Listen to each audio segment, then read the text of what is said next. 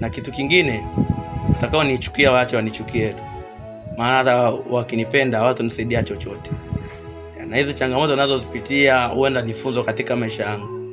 Kwa hiyo simkatazi mtu anichukie. Wewe nichukie tu, najua kuna wengine atanipenda.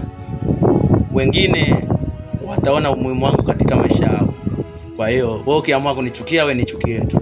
Hayo ndio maisha sasa hivi.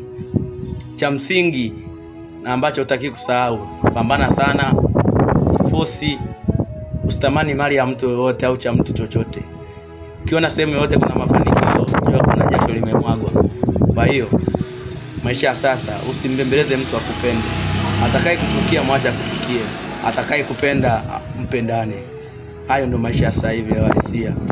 Tunaishi hivyo sasa hivi, ishikaje zaidi. Hayo ndio maisha.